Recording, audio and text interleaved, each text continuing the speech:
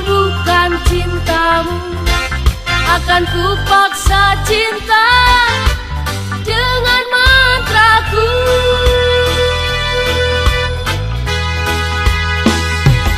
Ahostu biqalbihi wa amalihi wa basarihi, seneng marang ingsun,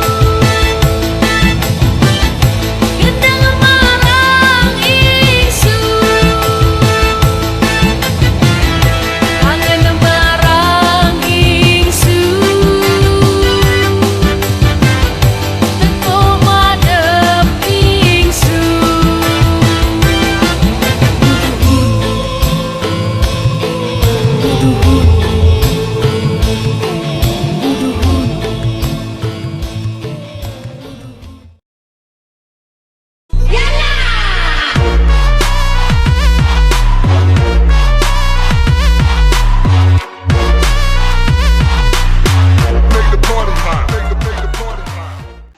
Cinta ditolak, dukun bertindak.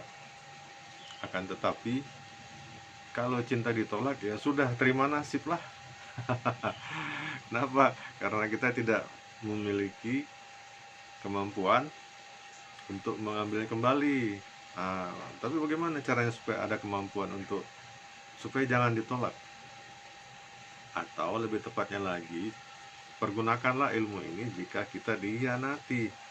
Seperti kata lagu di awal tadi, Assalamualaikum warahmatullahi wabarakatuh. Jadi ini luar biasa, dahsyat ilmu ini. Ilmu isim buduhun ini sudah menjadi suatu pegangan yang luar biasa. Bahkan saya akan tunjukkan buktinya, tidak hanya dalam sekedar urusan asmara saja, tapi bahkan para raja-raja dulu menggunakan isim buduhun ini sebagai cap stempel kerajaan mereka tatkala berkorespondensi dengan sesama raja atau sultan. Ada beberapa kisah yang menyertai pemahaman isim buduhun ini. Mudah-mudahan dari kisah-kisah ini akan menjadi inspirasi buat kita, akan menjadi sumber keyakinan kita bahwasanya isim buduhun ini memang betul-betul luar biasa. Yang pertama, kisah tentang seorang pedagang Arab yang bernama Beduh atau Baduh. Beliau adalah seorang tokoh yang soleh, jujur, dan takwa. Kenapa? Karena beliau terkenal membawa barang dagangan. Pada masa itu ada perdagangan dari Arab ke Cina, itu disebut jalur sutra. Itu selalu selamat. Padahal banyak kejadian mereka, para pedagang itu banyak yang kena rampok atau kena begal, bahkan setelah diambil barang-barangnya, kemudian orang-orangnya dibunuh semua. Tapi yang namanya ini seorang pedagang Arab bernama Beduh atau Baduh ini, dia selalu saja selamat. Kemanapun yang mengirim barang-barang dagangannya, pasti sampai kepada alamatnya dengan selamat, tanpa mendapat halangan dan gangguan. Bahkan diceritakan mereka yang berniat jahat itu atau para rampok begal itu kemudian malah menolongnya, malah mengawalnya. Nah, ini luar biasa. Dari niat ingin membunuh justru menjadi sahabat, menjadi penolong. Nah, di sinilah bisa kita pahami mengapa isim buduh ini bisa berubah menjadi penaklukan dan pada akhirnya dikenal di Indonesia sebagai pelet yang ampuh. Nah, itu sejarahnya ya. Nah, ketika beliau ini wafat, ketika pedagang ini wafat, kemudian para pedagang luar daerah menulis nama beliau dan atau angka. Jadi Baduh ini kalau ditulis dalam bentuk angka yaitu Ba 2, Ba itu nilainya 2, Dal nilainya 4, kemudian Waw nilainya 6, dan kemudian H nilainya 8. Jadi hanya ditulis 2, 4, 6, 8, itu saja sudah terasa, sudah kalau dituliskan di ekspedisi itu selalu saja selamat dengan izin Allah. Nah, seperti itu. Riwayat ini dituliskan oleh seorang orientalis dari Prancis yang bernama Sylvestre de Sacy atau Baron Sylvestre. Itu dia mendapatkan atau dia menerjemahkan, tepatnya dia menerjemahkan kisah ini dari Michel Sabah, yaitu orientalis yang hidup pada tahun 1784 sampai 1816, yang banyak menuliskan atau menuliskan kembali, menerjemahkan naskah-naskah Arab kuno dari masa kerajaan Ottoman Turki. Nah, ini adalah versi pertama dari kisah tentang Isim Buduhun.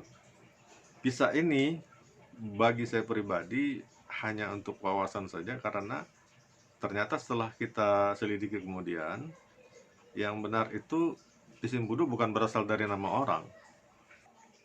Versi selanjutnya daripada pemahaman Isim Buduhun ini adalah kita temukan dia dalam kitab Syamsul Ma'arif Al-Kubro, yaitu kitab yang disusun oleh Syekh Ahmad bin Al-Albuni, itu ya, yang hidup di antara tahun 1180-an sampai 1225 Masehi, yang beliau ini menerima pemahaman-pemahaman keilmuan gaib ini berdasarkan sanadnya dari beliau kepada gurunya, itu 6 jalur ya, 6 jalur ke atas sampai kepada Imam Al-Ghazali. Nah, seperti itu ya.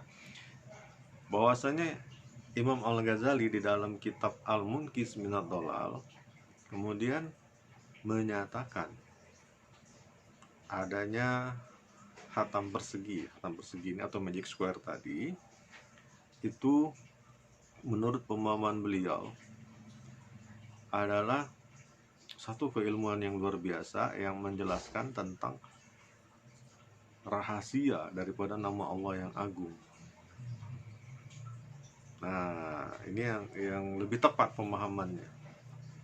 Di dalam magic square tersebut tertera yaitu bentuk huruf, kalau dibaca dalam gaya ilmu hikmah itu batodin zahajin wahin atau batot zahaj wah, itu ba, tol, dal, kemudian zai, ha, jim, dan waw, alif, ha.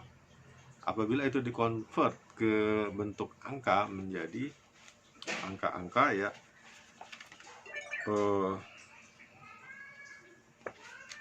1 sampai 9 ya, seperti itu. Nah, Imam Al-Ghazali adalah nama yang sudah tidak diragukan lagi, selain membuat kitab Al-Munqidh Minad Dhalal yang artinya penyelamat dari kesesatan, juga kitab Ihya Ulumuddin.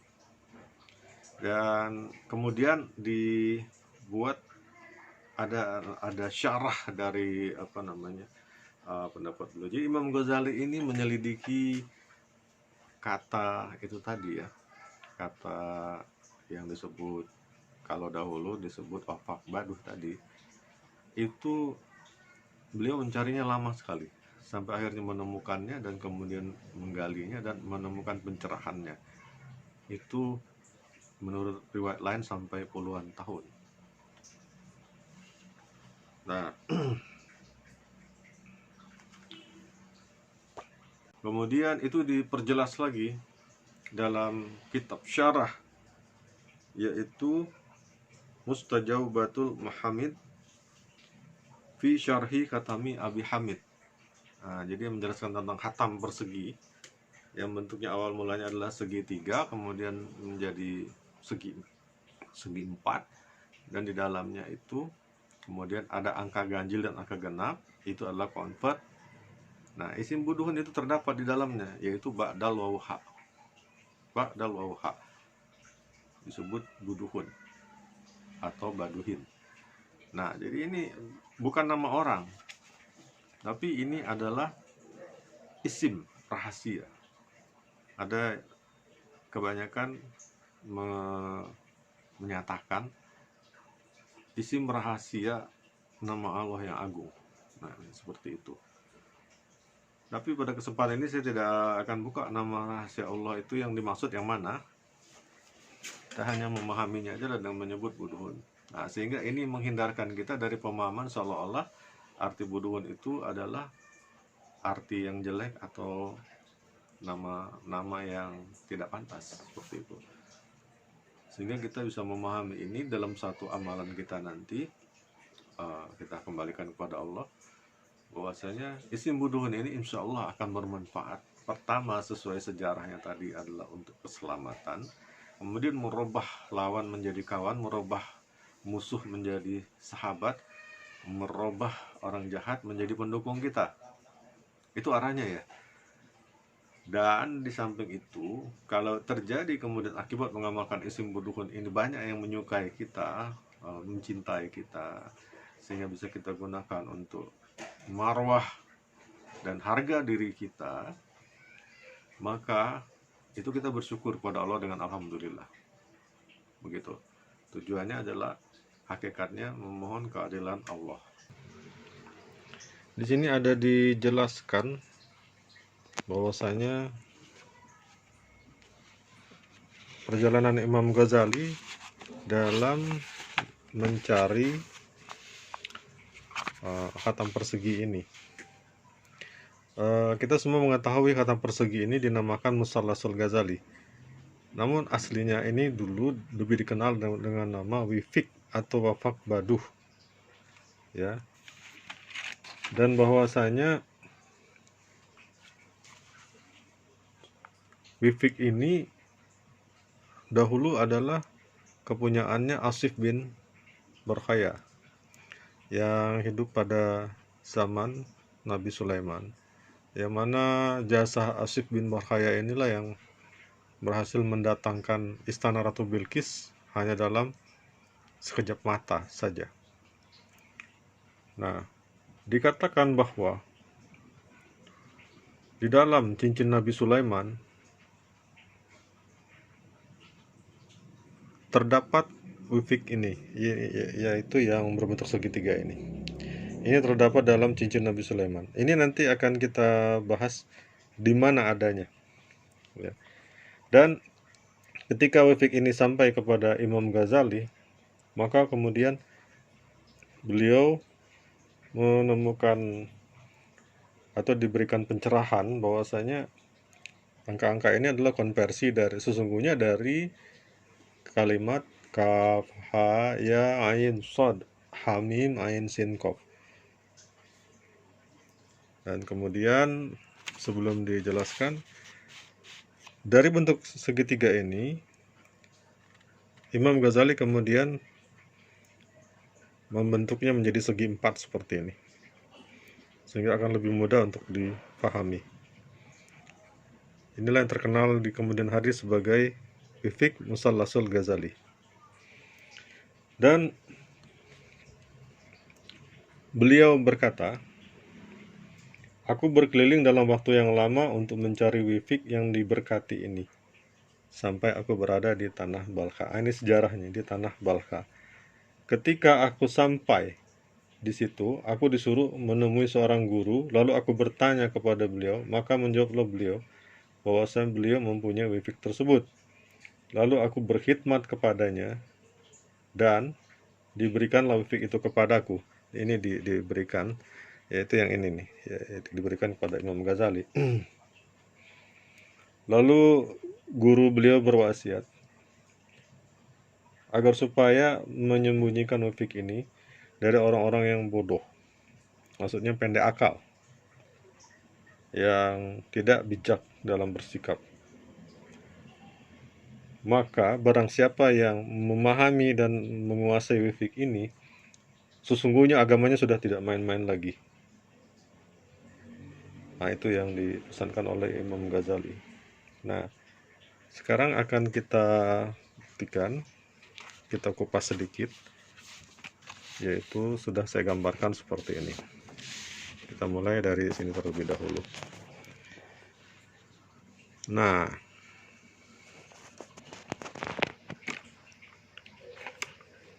apabila kita melihat di sini, ini bentuk awal yang dikatakan wifik Asyif bin Barkaya tadi. Di sini dapat kita lihat nilai-nilai angkanya mulai dari ini ya, 1, kemudian 2, 3, 4, kemudian sini 5, 6, 7, 8, 9.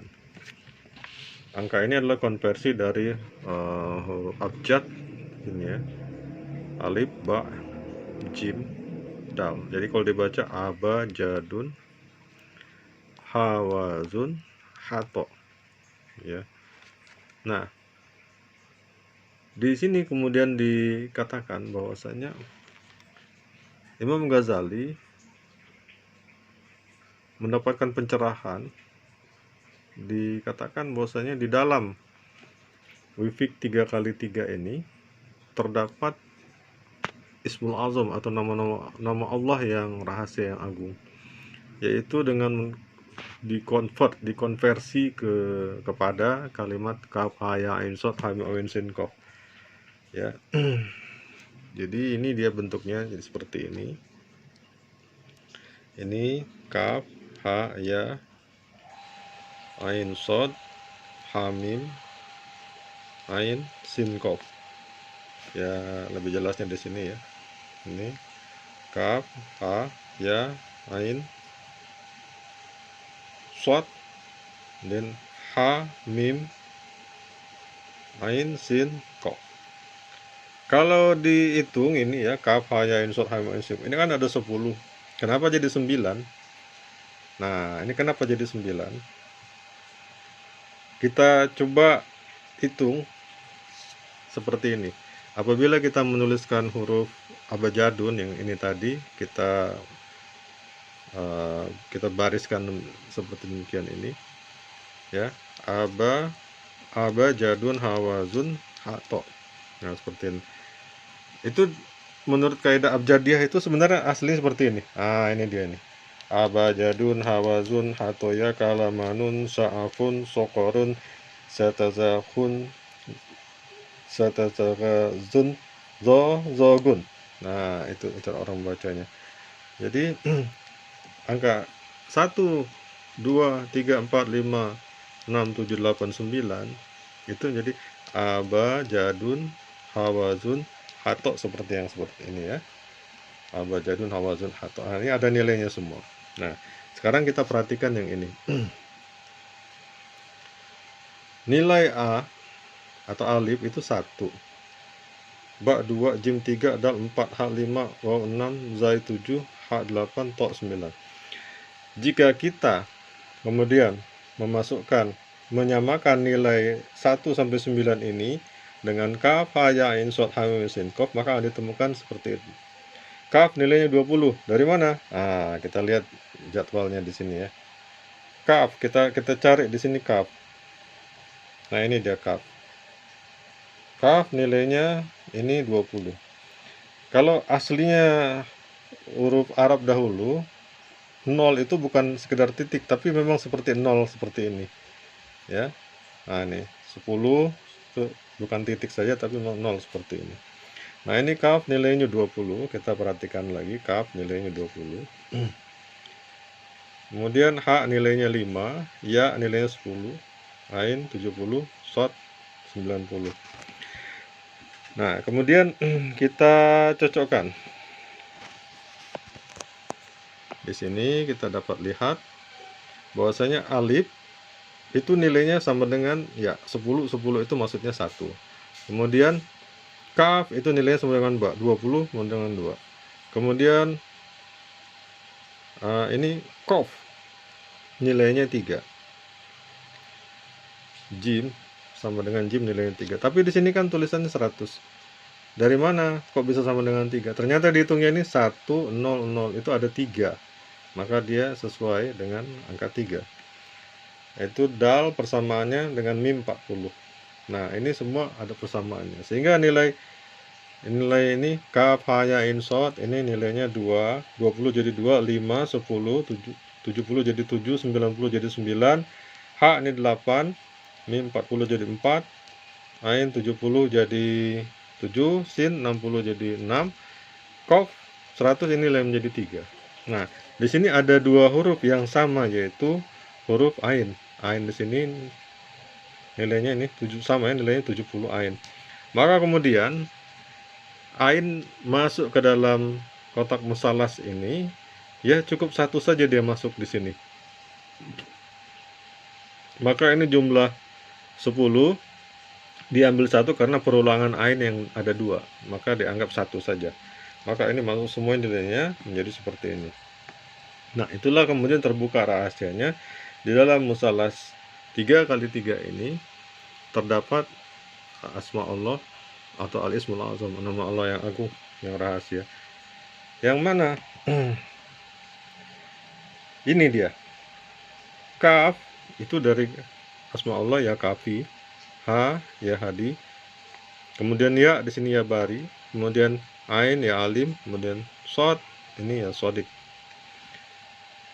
Nah, kenapa yang ini tidak dibahas asma Allahnya? Karena ini sesungguhnya merupakan satu kesatuan. Kaf ha ya ain sod itu menyatu dengan hamim ain sin kof. Dari mana buktinya? Buktinya nih kita buka dalam lembaran kitab Mujarabat Melayu.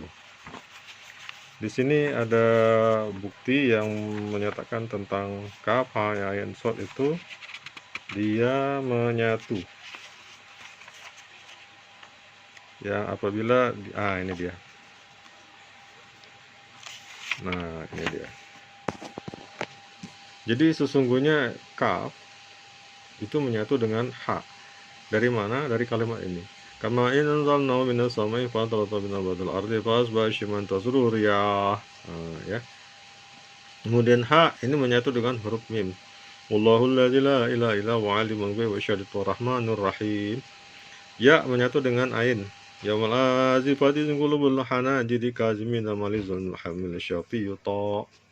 Kemudian ain menyatu dengan sin. Aliman nafsun ma adrat falahu nasil jawarul kunasi walaili idza asu bisubatan nafas.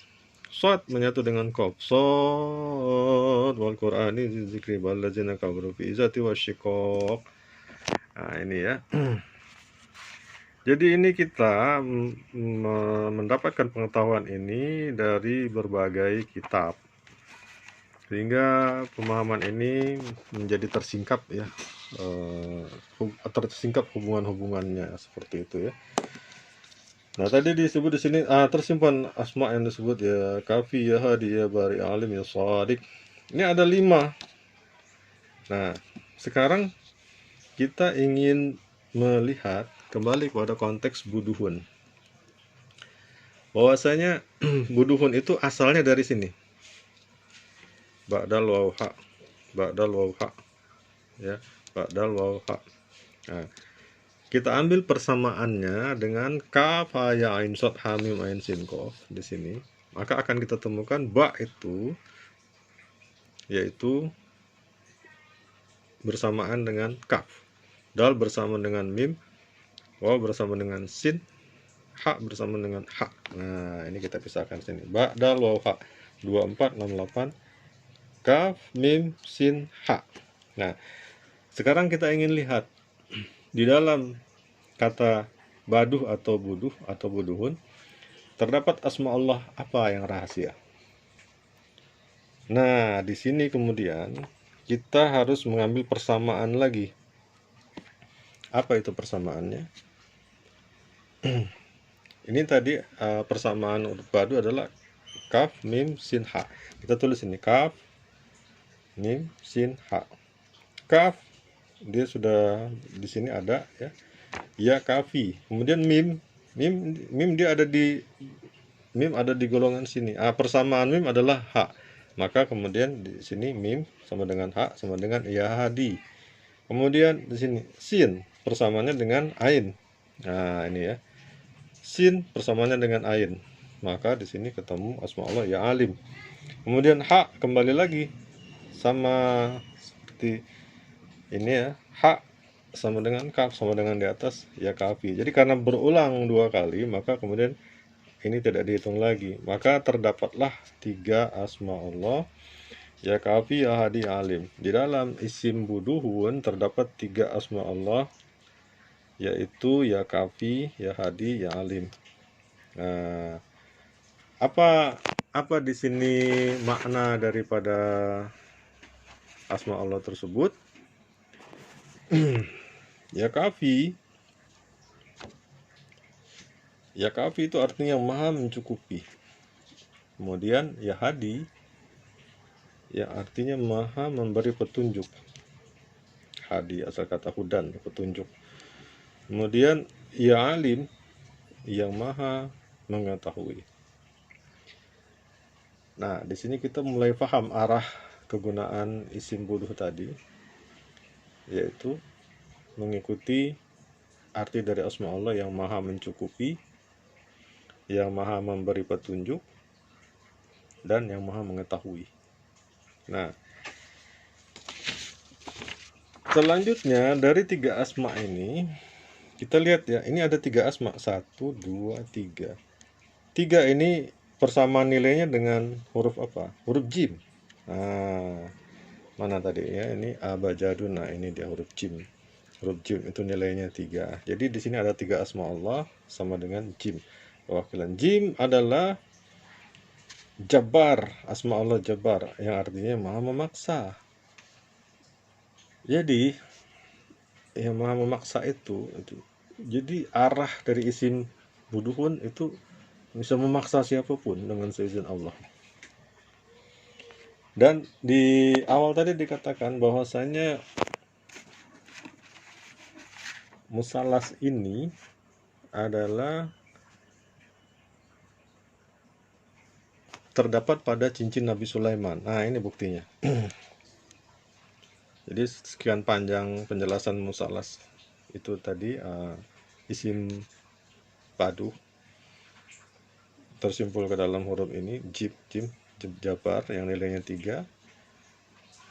Di sini kita melihat bahwasanya ada 7 khatam Sulaiman, 1, 2, 3, 4, 5, 6, 7.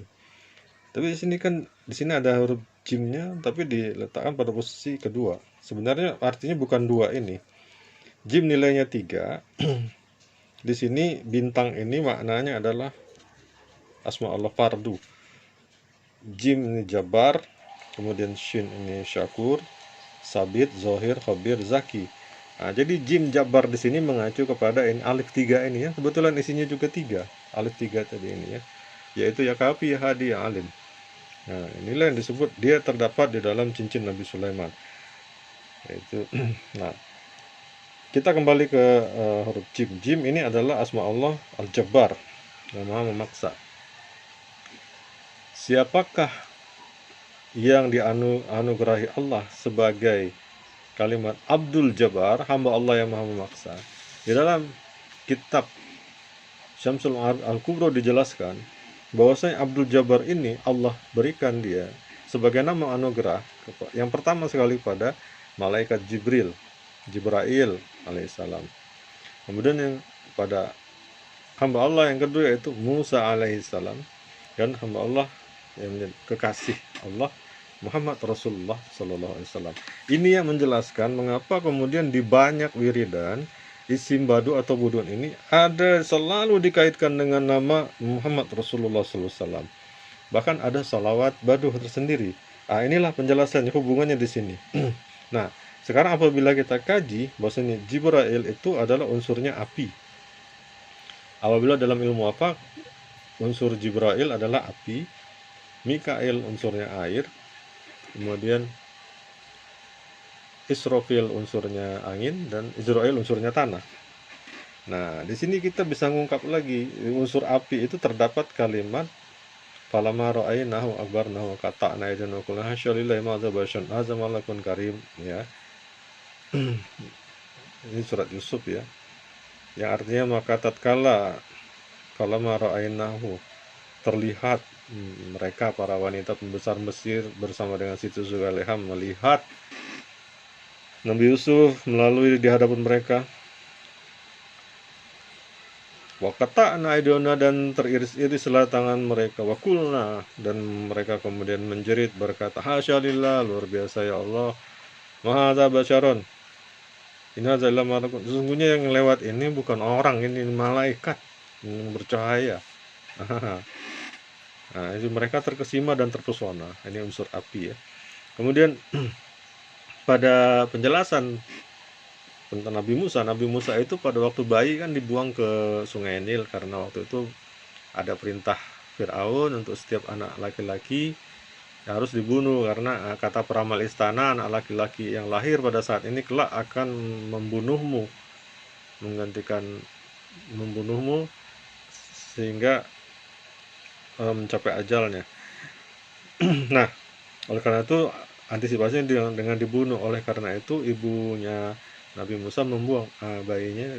Bahkan ini akhirnya Musa bayi ini ditemukan oleh anak-anaknya Firaun sendiri yang akhirnya pada saat menatap mata Musa mereka menjadi terpesona, menjadi terpikat, menjadi suka. Nah, itulah kemudian dikatakan yang berkaitan dengan Nabi Musa ini pengasihannya adalah wa alqaitu alaika mahabbatam minni, dan kami anugerahkan padanya kasih sayang. Sehingga ini menjadi aktif di mata. Ini ya pengasihan yang aktif di mata. Kalau tadi pesona adanya di perawakan, di performa penampilan, ini adanya di mata. Bagaimana dengan Muhammad Rasulullah SAW? Bahwasanya kita sama-sama tahu pada Muhammad itu Allah berikan cap kenabian khatamun nubuwah yang disebut ini ya, khatamun nubuwah. Inilah hubungannya menjelaskan mengapa kemudian isim buduhun ini disebutkan adalah cahaya. Cahaya isim buduhun ini adalah cahaya daripada ya. Cahayanya adalah khatamun nubuwah. Cahaya buduhun adalah cahaya khatamun nubuwah, kenabian. Nah, ini menjelaskan mengapa isim buduhun selalu dikait-kaitkan dengan Nabi Muhammad. Walaupun tidak ada riwayat mengenai hal itu, tetapi pengetahuan ini membuka dan menyingkap rahasia tersebut sehingga berhubungan satu sama lain.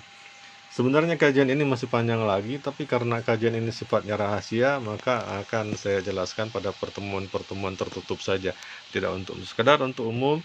Semoga ini bermanfaat, terutama bagi mereka-mereka yang paham dan mengetahui, yang open mind terhadap pemahaman ilmu-ilmu hikmah.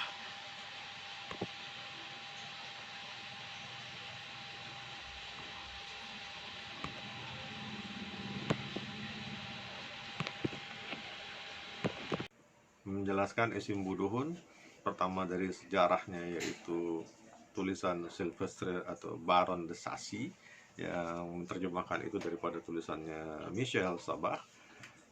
Kemudian kita lanjut dengan versi selanjutnya Imam Ghazali yang kemudian dipertegas dengan syarah yang dituliskan oleh Syarafuddin Abu Abdillah bin Abi Sa'ad. Ini yang menjelaskan tentang isim buduh secara detail. Nah, seperti itu syarah itu. Dan pada tahun kurang lebih pada tahun 1200-an itu kemudian dipertegas kembali oleh Ahmad bin Ali Al-Buni dalam kitab Syamsul Ma'arif Al-Kubro. Ada satu kisah lagi yang kemudian mengakibatkan ini isim buduh ini dipakai oleh para raja-raja, terutama di Nusantara.